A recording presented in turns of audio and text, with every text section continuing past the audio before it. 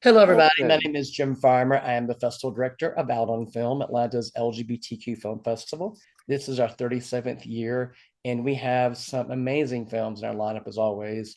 One of the nice additions to our schedule this year, of course, in addition to some short films, are some extraordinary music videos. And we have director Wilberto Lucci is going to tell you a little bit about his music video in our program this year. Nice to talk to you, Wilberto. Hello, Jim. How are you? I'm a Good, how little are you? hoarse, but I hope you can understand me. Yeah, thanks for being part of our festival this year. No, thank you guys for the recognition. Thank Absolutely. you. Tell us about your project. Okay, Jump was okay, so how do I explain it? When I was working with Frida, I was trying to find a way to document New Orleans Yeah. and the way how would I say it? In a more traditional way Hmm. so everyone could understand it Yeah. and everyone wouldn't be thrown off by maybe what they deemed a little bit racy or LGBTQ-ish or Yeah. whatever. So it was actually a movie. So there's Hmm. like 6 or 7 videos and it makes a movie, but each song is a movie. Okay. It's a short film in itself, and this was the first one. I think another one came out since then, but this one was an ode to the old school New Orleans and Yeah. where twerking came from because it didn't originate in any United States city. And these my working with Frida was also the reason why I worked with Frida was because of the fact that so many people steal from New Orleans culture, Exactly. and not just uh, the bounce music, but the jazz, the fashion, and New Orleans music and culture has influenced a lot of things in this world, and we don't get much credit for it. So, I mean, I've been in Los Angeles since I was 17. So when I did Freedom, my whole point was to come in and make it digestible for the world so they can understand and to know and to put certain histories out there out in front and also to make it where it's LGBTQ-ish, but when I started Frida like in 2015, it wasn't so LGBTQ-ish. So Yeah. it was a way to try to make everybody absorb what was going on. And obviously it worked Yeah. because a lot of people like it. There's still some festivals that don't, that are Mhm. little like old school and old time. Yeah. But for the most part, you know, it did what it was supposed to do, and that's to put a history stamp and to let everyone know where it came from. That's a long explanation, Jim, but Oh, hey. that's great. Now, what's it like? Now, when did you make this? When was this made? This was made 2000, you're not gonna believe this, 2018. Okay, wow. And what's it like? I mean, you obviously worked on this a while ago, and it took a while to pull together. Well, no, well, I take that back, 2018 and 19. Okay, great. Okay. What's it like working on this for a while and then finally getting a chance to see it, with other people, with an audience? What's that experience like? Well, I'll tell you this, believe it or not, no one else believed in it. No one. Yeah. Record company, no one. It was Wow. only me and Freddie Ross, Big Frida. Oh, And really? Frida, yeah, because I had worked with so many people as a creative director and other Hmm. things, Frida trusted me. But it was me and him. So I tried, when I was in New Orleans, I was trying to find editors, I was trying to find, um, the proper cinematographers. And literally, um, I had to edit it myself. Wow. All 7 videos. It was painstaking. It put all my stuff I learned in film school. It made I had to do it because no one else would help and no one else got it. Yeah. So when I see it and when it's finished, it's like it was hard, but I did what I set out to do, which was make a Hollywood version of a New Orleans video that doesn't look low budget, that still retains its fresh, young, edgy vibe. Yeah.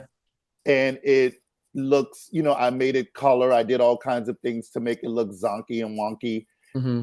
to let people see how it would look if they were looking straight into New Orleans. So that when I see the video, it looks exactly like New Orleans.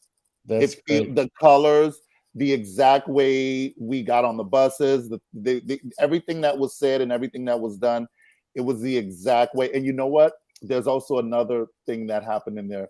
We have a translator, right? And when I was on tour with Freedia, she would follow Freedia and translate all his concerts. And she's like a friend. She's sweet as hell. And Yeah. when we did this, she was like, "I'll come down, Roberto, and I'll do it." And I was like, "Would you?" I said, "I don't know how this is going to happen. So just come down and we'll tape you." So all these things started coming in. And when I see it now, I am so happy because I set out what I plan to do. That's And a great. lot of it was done between just me, Yeah. which is unheard of.